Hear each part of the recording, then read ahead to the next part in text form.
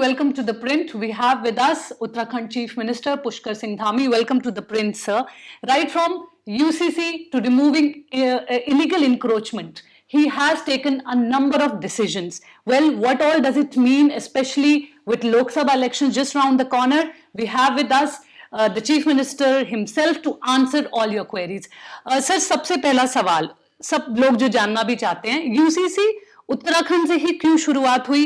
क्या एक तरह से माना जाए जो बीजेपी एक्सपेरिमेंट करती है वो सबसे पहले यहाँ शुरुआत करके और जगह पे जाएगी? यूसीसी देखिए, देश आज़ादी के बाद से लेकर हमारी पार्टी के प्रमुख संकल्पों में रहा है और यूसीसी भारत के अनुच्छेद संविधान के अनुच्छेद 44 में जी इसका प्रावधान किया गया है। विभिन्न विभिन्न समयों पर उच्चतम न्यायालय ने, सुप्रीम कोर्ट ने भी इसमें सरकारों को निर्देशित किया है। बहुत सारे केस इसमें आए हैं, चाहे सायरा बानो का केस हो, केशव भारती केस हो, और हमने भी उत्तराखंड के आम चुनाव विधानसभा के जो हुए थे, उस चुनाव में उत्तराखंड की जनता के समक्ष ये संकल्प हमारा था, ये हमारा एक वायदा था कि हम यूसीसी लाएंगे। उसमें उत्तराखंड की जनता ने हमको मैंडेट दिया और संविधान के प्रावधान के अनुरूप हमने इसको विधानसभा में कमेटी का ड्राफ्ट आने के बाद प्रस्तुत किया। विधानसभा ने उसको विधेयक को पारित कर दिया और राष्ट्रपति महोदया ने भी उस पर हमको अपनी स्वीकृति दे दी है, अपना अनुमोदन दे दिया है। जल्दी ही हम उसको लागू करने वाले हैं और ये हमारा उत्तराखंड देवभूमि की जनता से किया हुआ वायदा हमारे प्रधानमंत्री जी के नेतृत्व में जो उनकी अनेक गारंटियां पूरी हो रही हैं, उसमें से ये भी एक गारंटी पूरी हुई है। आपके ये उत्तराखंड ने जब इसको पास किया उसके बाद असम में, उत्तर प्रदेश में काफी इसके बारे में बात हो रही है, तो हम लोकसभा इलेक्शंस भी अभी हैं, ये एक बड़ा मुद्दा बन के आया है। पीएम भी इसके बारे में काफी अपनी रैलीज में बात कर चुके हैं। आपको क्या लगता है और मतलब प्रदेशों में क्या हम यूसीसी जल्द देखेंगे? देखिए, हमने तो उत्तराखंड की जनता ने जो हमको अपना मैंडेट दिया, हमने वो वायदा पूरा किया जी। और उत्तराखंड से ये समान नागरिक संहिता यूसीसी की जो गंगोत्री है वो निकली है और अन्य राज्य इसका लाभ लेंगे आने वाले समय में। सर, ऑपोजिशन ने काफी इसका विरोध किया था, सिर्फ इस प्रदेश में नहीं और जगहों पे भी, और चाहे असेंबली में उन्होंने इस बारे में अपनी सहमति जताई, लेकिन उनका ये कहना था कि एक समुदाय विशेष मुस्लिम जो कम्युनिटी है, एक तरह से ये उनको टारगेट करने का तरीका है और कुछ नहीं। देखिए, इसमें किसी को भी टारगेट करने जैसी कोई बात नहीं है। ये तो सबको समानता का अधिकार मिले, सबके लिए एक समान कानून हो। जो कुरीतियां हैं, जैसे इद्दत हलाला जैसी कुरीतियां, मुस्लिम बहनों को उनका आत्मबल बढ़ेगा, उनका सम्मान बढ़ेगा, इसमें किसी को टारगेट करने जैसी कोई बात नहीं है। लिव इन रिलेशनशिप की बात करें तो उसमें रहने वाले दोनों के ही सुरक्षा का भी इसमें प्रावधान किया गया है। उसमें पैदा होने वाले बच्चों के भविष्य के बारे में भी सोचा गया है कि उनका भविष्य भी सुरक्षित हो। संपत्ति आदि के जो अधिकार हैं उसमें हमारे जो बुजुर्ग हैं उनकी सुरक्षा का भी प्रावधान किया गया है। पुरुष वर्ग और महिला वर्ग दोनों के लिए, इसमें सभी वर्गों के लिए, और जो भी ये भ्रांतियां हैं ये लागू हो जाएगा जल्दी, तो ये भ्रांतियां भी दूर हो जाएंगी। इसमें किसी को कोई संदेह नहीं होना चाहिए। ये तो हम भारत के संविधान की जो अनुच्छेद 44 है उसकी मूल भावना के अनुरूप हमने काम किया है। बाबा साहब भीमराव अंबेडकर जब संविधान बना रहे थे जी, उनके भी मन में था कि यूसीसी होना चाहिए देश के अंदर, तो उनकी भावना का आपने सम्मान किया। तो ऑपोजिशन क्यों विरोध कर रहा है, आपको क्या लगता है? अपोजिशन देखिए दिशाहीन है। उनके पास न तो विरोध करने के लिए कोई पर्याप्त कारण है, न कोई उसमें कमियां हैं। वो केवल विरोध के लिए विरोध करना है। देश के अंदर कुछ राजनीतिक दलों की स्थिति अब ऐसी हो गई है कि उनके नीचे जमीन तो रही नहीं है, तो इसलिए वो केवल विरोध के लिए विरोध करते हैं कि अपनी फीस सेविंग हो जाए। एक जो तुष्टिकरण का काम उन्होंने देश की आज़ादी से लेकर अब तक किया है, वोट बैंक के लिए जो काम किया है, अपना वोट बैंक बचाने के लिए, उनके लिए राष्ट्रहित, जनहित, समाज हित, महिला उत्थान उनकी प्राथमिकता में नहीं है। जी, उनकी प्राथमिकताएं केवल और केवल अपने बोर्ड को सुरक्षित रखने के लिए, इसलिए मजबूरी बस मैं कह सकता हूं कि उनको विरोध करना पड़ रहा है। तो एक तरह से जो ये पूरी बात आती है कि मुस्लिम विरोधी है, आप अश्योर करते हैं कि इससे आपके जो ये पूरे राज्य में हैं उनको किसी चीज से डरने की जरूरत नहीं है, या अगर आप कह रहे हैं कि जिस तरह से भ्रांति फैलाई जा रही है उस पे वो लोग एकदम विश्वास ना करें? देखिए, मैंने हमेशा कहा है, मैं आज आपसे भी कह रहा हूं, जी। और मैं अनेक अवसरों पर ये बात फिर दोहरा रहा हूं, मैं दोहराता आया हूं कि उत्तराखंड में जो भी विधि को मानने वाला है, जो कानून को मानने वाला है, भारत के संविधान पर जिसकी आस्था है, विश्वास है, उसको कहीं डरने की आवश्यकता नहीं है। हाँ, कोई गलत काम कर रहा है, कोई उपद्रव करेगा, कोई आगजनी करेगा, तोड़ फोड़ करेगा, दंगा करने की कोशिश करेगा, तो देवभूमि उत्तराखंड में इन सब बातों का, ऐसे उपद्रवों का कोई स्थान नहीं है। इसलिए उस पर तो कानून अपना काम करेगा। आपने लिव इन की बात की, काफी मतलब उत्तराखंड ही नहीं लेकिन और भी राज्यों से एक तरह सा जो सेंटिमेंट आया वो ये आया कि गवर्नमेंट क्यों कंट्रोल करना चाह रही है, गवर्नमेंट क्यों हमारे बेडरूम में घुसना चाह रही है, उसको आप कैसे देखते नहीं, हैं? गवर्नमेंट किसी के निजता पर कहीं हम कोई उस पर दखल अंदाजी नहीं करना चाहते हैं। जी। लेकिन आपने देखा होगा कि बहुत बार हम एक साथ रहते हैं और आगे चलकर कई बार संबंध उस तरह के नहीं रहते हैं, उसके बाद बहुत बार अनहोनी हो जाती है। जी। सूटकेसों में बॉडी मिलती है, कत्ल हो जाते हैं, अनहोनी हो जाती है, मुकदमेबाजी शुरू हो जाती है, तो उसकी जानकारी उनके माता पिता को अवश्य होनी चाहिए, क्योंकि जी। माता पिता के पास जब कोई अनहोनी हो जाती है, सिवाय पछताने के, रोने के कुछ नहीं होता है। इसलिए जिन्होंने उन बच्चों को पैदा किया है, उनको जरूर ये अधिकार है कि हमारे बच्चे कहाँ रह रहे हैं, और ये हमने सबकी सुरक्षा के लिए किया है। हमने कोई निजता को समाप्त करने के लिए नहीं किया है, हम उसमें कोई दखलंदाजी नहीं कर रहे हैं। जी।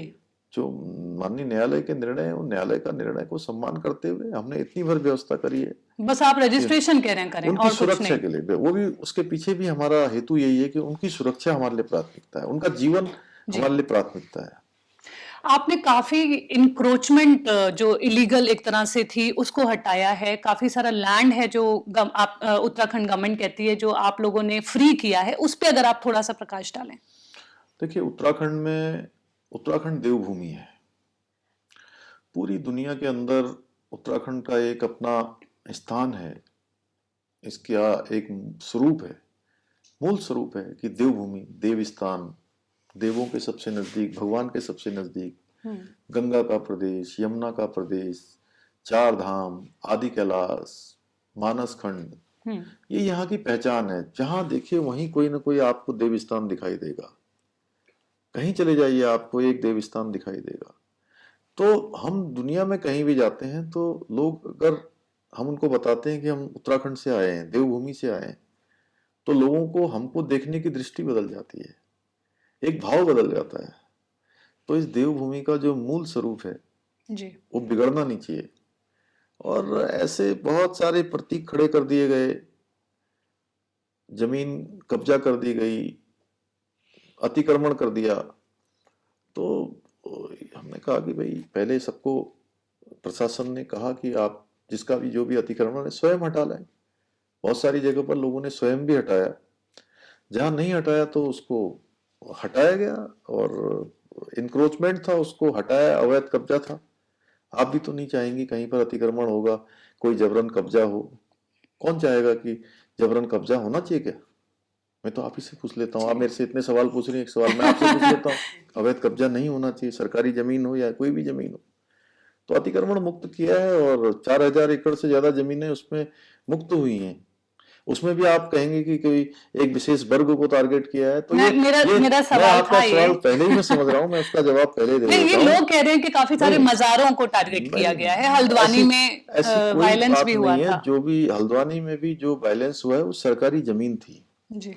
और ऐसे अनेक स्थानों पर अवैध अतिक्रमण हटाया गया, कहीं कोई इस प्रकार की घटना नहीं हुई। हल्द्वानी में कुछ लोगों ने इस प्रकार का प्रयास किया, एक असफल प्रयास मैं कहूंगा, और उसमें प्रशासन ने अपनी कार्रवाई की है, कट कट ठोस कार्रवाई की है। जिस देवभूमि में इनका कोई स्थान नहीं है, अतिक्रमण हटाने लोग गए हैं। सरकारी जमीन है, 3 एकड़ का 4 एकड़ का बगीचा पूरा घिरा हुआ है, तो अतिक्रमण हटाने टीम गई थी, उनके ऊपर पथराव करना, उनके ऊपर आगजनी करना, जान से मारने का प्रयास करना, महिला पुलिस कर्मियों के साथ जानलेवा हमला करना, पत्रकारों को जान से मारने की कोशिश करना, प्रशासन और पुलिस के लोगों को मारने का जो प्रयास हुआ है, वो उत्तराखंड देवभूमि में नहीं होना चाहिए। इसका कोई स्थान नहीं। यहाँ तो सब एक दूसरे के साथ बहुत प्रेम पूर्वक रहते हैं, कभी इस प्रकार की घटना नहीं होती है। पर वहां के लोगों का ये भी कहना था कि जहां हमें कहा जा रहा है कि अतिक्रमण हुआ है और मजार और इस तरह हटाया जा रहा है, मंदिरों के साथ ऐसा नहीं हुआ है। नहीं नहीं, जो भी इसमें आए सभी हटाए गए हैं, ऐसा कुछ नहीं कहीं पर। और इसके साथ ही यहाँ पे आपने ये भी कहा था कि जो जगह आप लोगों ने अतिक्रमण हटा के निकाली है उस पर पुलिस स्टेशन बनेगा। हाँ, वो बना दी है चौकी, वहाँ सरकारी जमीन है, वो 3 एकड़ जमीन है। उसमें बच्चों के लिए एक वेलफेयर सेंटर भी बना रहे हैं, जी।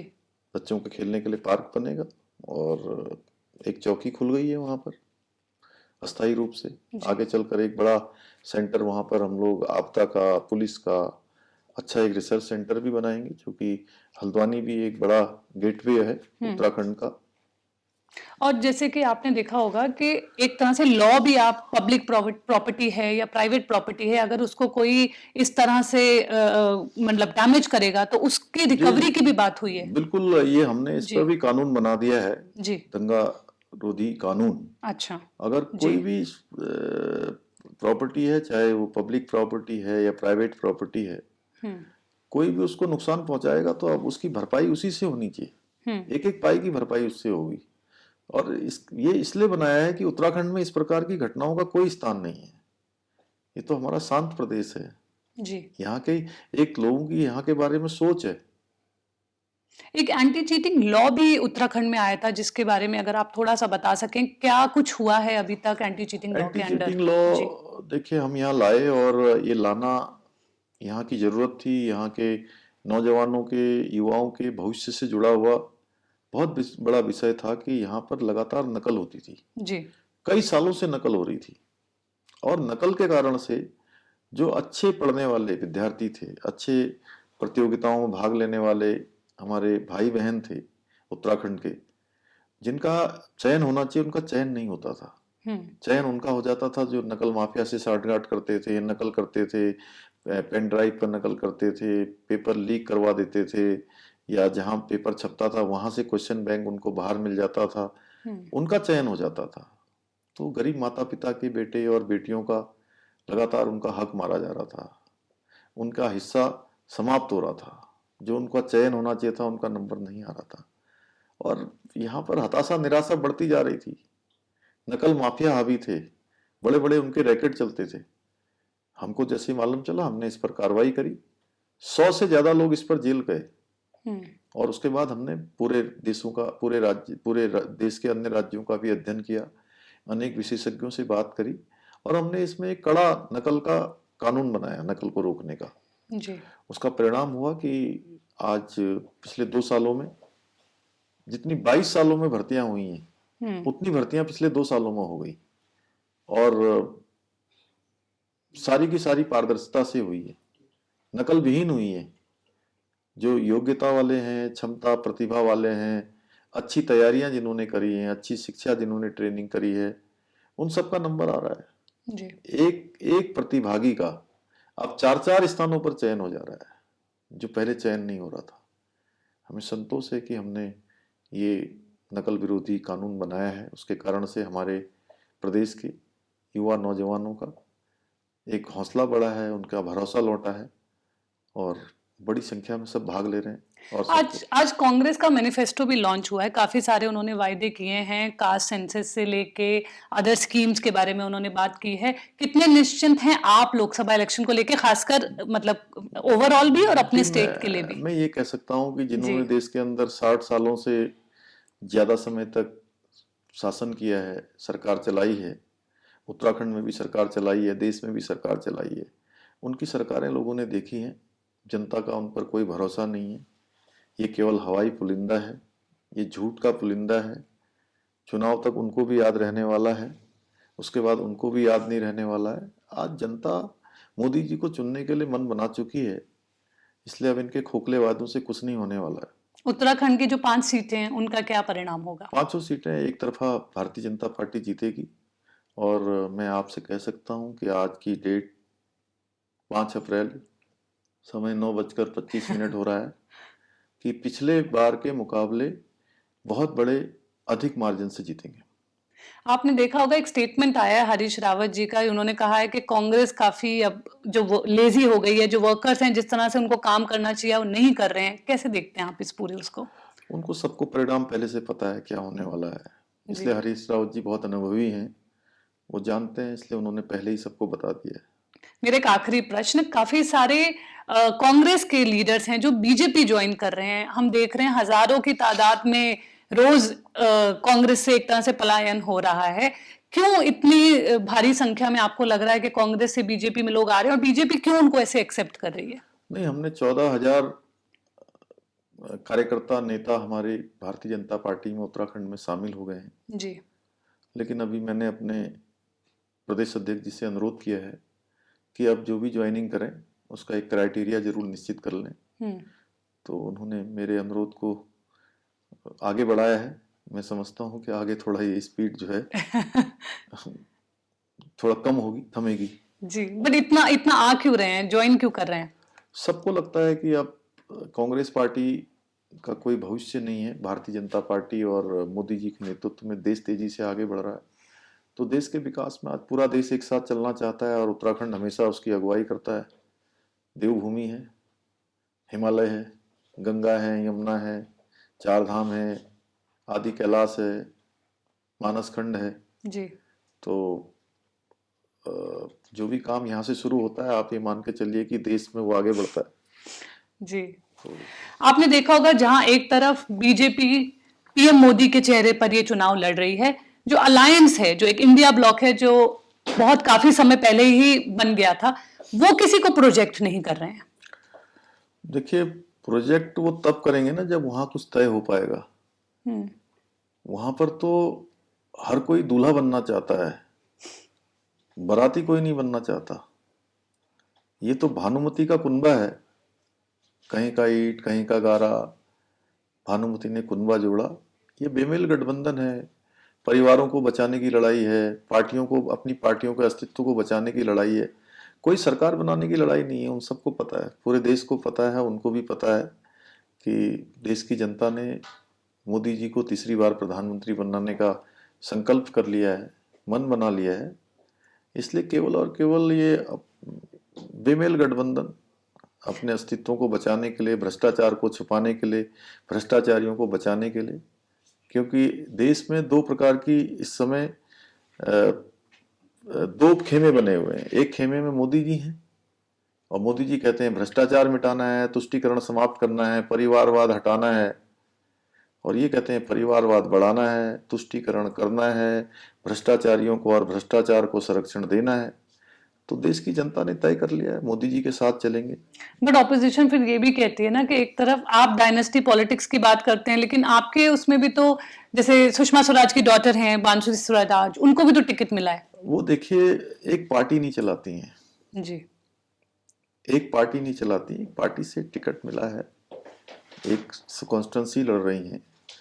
और राहुल गांधी की पार्टी, सोनिया गांधी की पार्टी, प्रियंका गांधी की पार्टी, दामाद जी की पार्टी हैं। उधर आप देखेंगे तो उद्धव ठाकरे की पार्टी, उनके बेटे की पार्टी, लालू जी की पार्टी, उनके बेटे की पार्टी, उमर अब्दुल्ला, फारूक अब्दुल्ला की पार्टी हैं। उधर हमारे चौटाला परिवार, महमूदा मुफ्ती, मुफ्ती मोहम्मद, दयानिधि मारन, और हमारे उनके बेटे मारन दूसरे वाले। तो पूरा अगर ऊपर से लेकर नीचे तक कहीं भी देखेंगे तो आपको पूरा वो दिखेगा, चाहे केसीआर हो। देश के अंदर ये पार्टियां सब गठबंधन कर रही हैं, तो इनको आप कह सकते हैं परिवारवादी, क्योंकि पूरे परिवार ही पार्टी चला रहे हैं। उसकी इससे तुलना नहीं हो सकती। एक और प्रश्न, जो ऑपोजिशन है वो ये भी क्लेम कर रही है कि जो बीजेपी गवर्नमेंट है वो ईडी को, सीबीआई को एक तरह से यूज कर रहा है। अभी अरविंद केजरीवाल जब जेल गए हैं संजय सिंह जब बाहर आए हैं तो वो सब लोग यही बात कर रहे हैं कि एक तरह से मिसयूज हो रहा है ईडी का। देखिए, ये ईडी ये सब कोई आज की बनी हुई तो नहीं है। जी। ये तो बहुत पहले से काम कर रही हैं और कांग्रेस पार्टी के समय में बनी थी, तब से अपना काम करती हैं। जब फंस रहे हैं, घोटाले कर रहे हैं, तो इस प्रकार की बातें कर रहे हैं। वो तो माननीय न्यायालय में भी गए हैं, न्यायालय सब कुछ सुनेगा। अभी लंबे समय से सत्येंद्र जैन शराब घोटाले में बंद हैं, मनीष सिसोदिया बंद हैं, केजरीवाल जी भी अंदर ही हैं, अभी वहीं गए हैं। तो इन्होंने जो बाहर बातें करी थी, अंदर इसके उल्टा था। सारे सबूत हैं उनके पास, एजेंसियों के पास सारी जांच रिपोर्टें हैं, एविडेंस है। जी। तो इसलिए ये केवल और केवल अपने फेस सेविंग के लिए कोई भी आरोप लगा दें। देश की जनता जानती है कि भ्रष्टाचारी मोदी जी के समय में या तो जेल में है या बेल में है। और ये एक बस लास्ट प्रश्न, असल क्या रहा, टनल वाला एक इशू आया था, हमने देखा था कैसे पूरा आपकी प्रशासन इसमें जुट गया था, राइट माइनर्स भी उसमें आए थे। उत्तराखंड एक ऐसा प्रदेश है जहां आपदाएं आती रहती हैं, क्या लर्निंग था आपका उस पूरे इंसिडेंट से? देखिए, सिलकारा टनल हमारे लिए बहुत चुनौती थी जी। और भगवान की कृपा से, बाबा भौकनाथ की कृपा से, हमारे प्रधानमंत्री मोदी जी के मार्गदर्शन में, उनके आशीर्वाद से हमने ये टनल में 41 जो श्रमिक भाई हैं उन सबको हम सुरक्षित बाहर निकाल पाए। तो ये हमारे लिए बहुत बड़ी चुनौती थी। लर्निंग ये था कि भाई हमको हर साल किसी न किसी आपदा का सामना करना पड़ता है। कभी भूस्खलन है, कभी अतिवृष्टि है, किसी न किसी रूप में, कभी अधिक बर्फबारी है, अधिक वृष्टि है। तो हर बार जो हमको सामना करना पड़ता है उसके लिए हम पहले से तैयार हों, डिजास्टर की हमारी तैयारी हो। लेकिन फिर उसके बाद भी कई बार ऐसी घटनाएं हो जाती हैं और इसके लिए हमने बहुत सारी जो टनलें जो बन रही हैं, जो इस प्रकार के प्रोजेक्ट हैं, सबकी हम राज्य स्तर के, सरकार के स्तर पर भी समीक्षा कर रहे हैं। वैसे भारत सरकार ने सिलकारा टनल की घटना के बाद सभी का ऑडिट का एक आदेश भारत सरकार ने कर दिया है जी। तो भारत सरकार भी ऑडिट कर रही है, हम और भी आप करेंगे, अपने स्तर हम पे भी भी कर रहे करेंगे। हैं। और जो बहुत सारे शहर हैं, बहुत सारे ऐसे प्रोजेक्ट हैं, हम राज्य सरकार के स्तर पर भी उनका करेंगे, उनकी समीक्षा करेंगे। मैंने आपका बहुत समय ले लिया, बस एक आखिरी प्रश्न, चार धाम की यात्रा शुरू होने वाली है, क्या कुछ इंतजाम कर लिए गए चार हैं? धाम यात्रा की हमने सारी तैयारियां पूरी कर ली हैं। मॉडल कोड ऑफ कंडक्ट है, उसी दौरान चार धाम यात्रा शुरू हो जाएगी जी। 19 तारीख को हमारा मतदान यहाँ पर हो जाएगा। तो उसके बाद हम इलेक्शन कमीशन से अनुरोध करेंगे कि हमको सब समीक्षाएं इत्यादि, चार धाम यात्रा है, पूरा पर्यटकों का सीजन आने वाला है, जी। आपदा का भी स्थिति यहाँ बनती है, तो हम अनुरोध करेंगे, हम सारी अपनी जो ये काम है और तेजी से बढ़ाएंगे और तैयारियां शुरू करेंगे। हमारे साथ बात करने के लिए बहुत बहुत धन्यवाद। दिस इज नीलम धन्यवाद। Pandey reporting with Suraj Singh Bisht from Uttarakhand.